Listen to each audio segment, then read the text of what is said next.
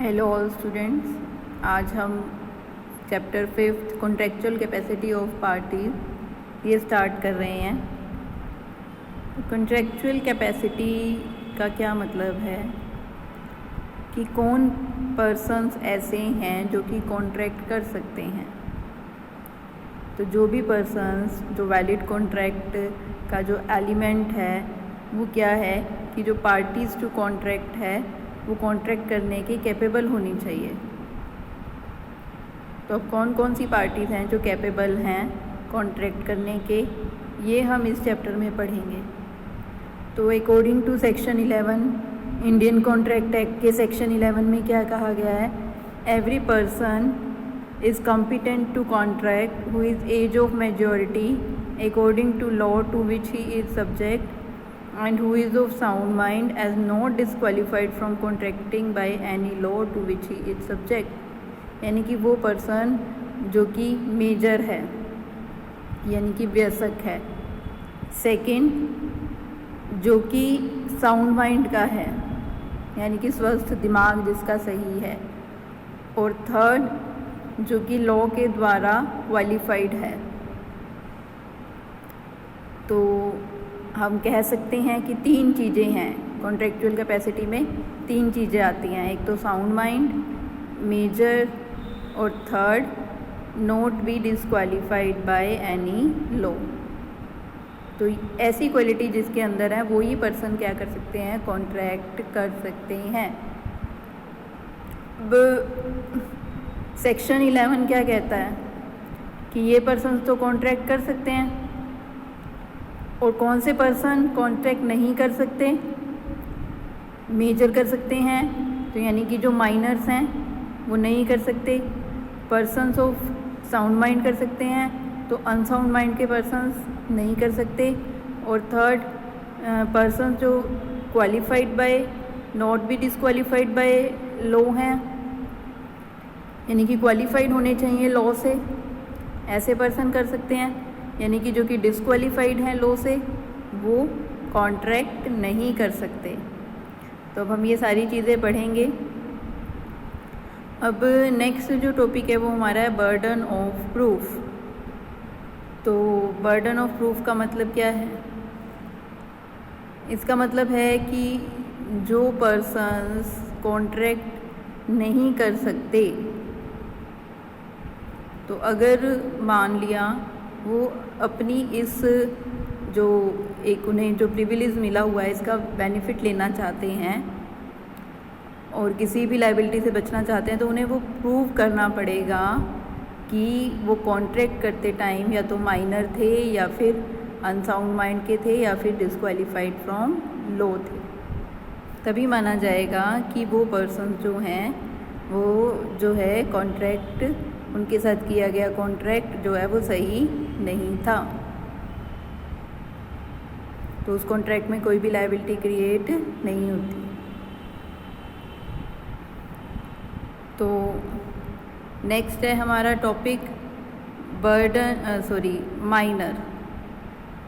Minor क्या होता है, तो according to section 3 of Indian majority act 1875 वो क्या कहता है कि a minor is a person who has not completed 18 years of age. जो इंडियन कॉन्ट्रैक्ट एक्ट में इंडियन मेजॉरिटी एक्ट 1875 है, ये जो इंडियन मेजॉरिटी एक्ट 1875 ये क्या कहता है, इसमें सेक्शन 3 में लिखा हुआ है कि माइनर वो पर्सन है जिसने 18 साल की उम्र कंप्लीट ना की हो। यानी कि जो 18 साल का हो जाता है वो तो मेजर बन जाता है यानी कि वयस्क बन जाता है। जो 18 साल से कम का व्यक्ति है वो कौन है, माइनर है। तो अब क्या है, लेकिन एक और चीज़ है, but where a guardian of minors person और प्रॉपर्टी हैज़ बीन अपॉइंटेड। लेकिन मान लिया किसी केस में माइनर के गार्डियन अपॉइंट किए गए हैं यानी कि उनके कोई संरक्षक अपॉइंट किए गए हैं, या फिर प्रॉपर्टी हैज़ बीन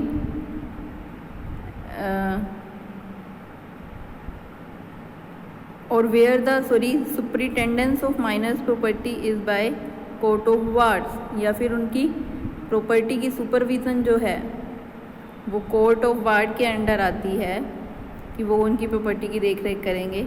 तो ऐसे केसेस में जो वो पर्सन है वो मेजॉरिटी कब अटेन करता है, 21 साल का होने के बाद।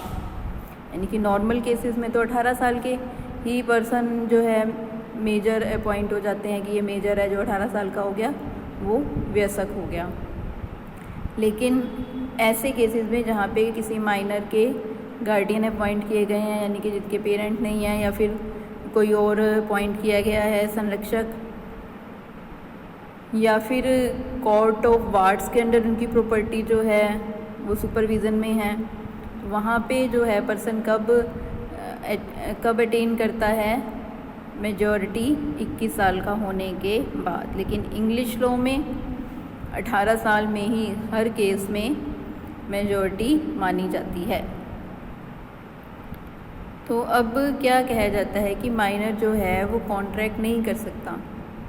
अब माइनर कॉन्ट्रैक्ट नहीं कर सकता तो अब ये क्या है, ये एक बेनिफिट है या फिर उसका डिसएडवांटेज है। तो कोर्ट के द्वारा उसको एक एडवांटेज दिया गया है माइनर को, क्योंकि उसको ज़्यादा नॉलेज नहीं होती, उसे ज़्यादा पता नहीं होता एज कम होने के कारण।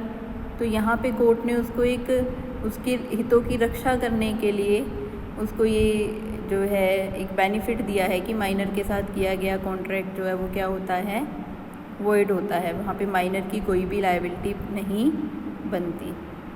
अब चाहे माइनर कोई फ्रॉड कर दे या फिर कोई प्रॉमिस करे और उसको पूरा ना करे, तो वहाँ इस केस में माइनर की कोई भी रिस्पॉन्सिबिलिटी नहीं बनती। अगर कोई माइनर के साथ कॉन्ट्रैक्ट करता है तो माइनर को रिस्पॉन्सिबल नहीं ठहराया जा सकता।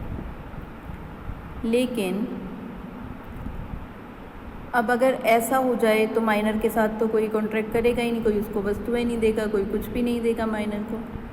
लेकिन माइनर को अगर कोई आवश्यक वस्तुएं जो जीवन जीने के लिए ज़रूरी वस्तुएं चाहिए, अगर कोई माइनर को वो वस्तुएं प्रोवाइड कराता है तो उन वस्तुओं की पेमेंट के लिए माइनर की संपत्ति को यूज़ किया जा सकता है, लेकिन माइनर की कोई पर्सनल लायबिलिटी नहीं होती।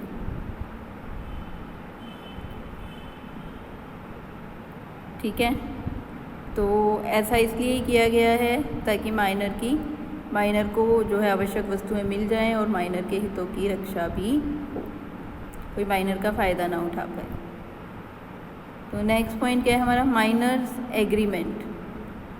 तो माइनर्स एग्रीमेंट क्या है, सेक्शन 11 क्या कहता है, a minor is not competent to a contract if a person enters into a contract with minor then such contract is void. अगर कोई पर्सन माइनर के साथ कॉन्ट्रैक्ट करता है तो वो वॉइड होगा, क्योंकि माइनर तो कॉन्ट्रैक्ट करने के एलिजिबल है ही नहीं।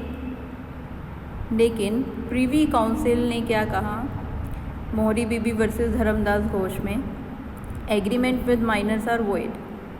The law protects the minor since minor need protection because they have no experience of legal issues involved in a contract। तो माइनर को प्रोटेक्शन दी जाती है क्योंकि माइनर को कोई नॉलेज ही नहीं है कॉन्ट्रैक्ट से रिलेटेड, या कोई और भी चीज़ें होती हैं लाइफ में, तो माइनर को कोई ज़्यादा नॉलेज नहीं होती। तो माइनर की प्रोटेक्शन के लिए ये किया गया है कि माइनर के साथ किया गया कॉन्ट्रैक्ट क्या होता है, वॉइड होता है। अब क्या है कि the law goes to extend that even if a minor enter into contract by telling a lie no legal action can be taken against him. कि अगर माइनर कोई झूठ बोलकर भी कोई कॉन्ट्रैक्ट कर लेता है तो भी उसके अगेंस्ट जो है कोई लीगल एक्शन नहीं लिया जा सकता। तो ये माइनर की प्रोटेक्शन के लिए। लेकिन सेक्शन 68 क्या कहता है कि property of a minor is liable to pay for the necessaries required by minor और his wife. The main purpose of this section is to protect the rights of those supplying these necessaries to minor. यानी कि minor या उसके support में जो भी उसकी wife है, जो भी उस पर डिपेंडेंट हैं लोग, तो अगर उनको अगर कोई लाइफ की नेसेसरीज़ प्रोवाइड की जाती है, यानी कि लाइफ जीने के लिए आवश्यक वस्तुएं जैसे खाना है, प्रोवाइड कपड़े हैं, प्रोवाइड किए जाते हैं, तो उन प्रॉपर्टीज़ के लिए तो माइनर की जो है प्रॉपर्टी, माइनर की एसेट्स वो लाइबल होती हैं।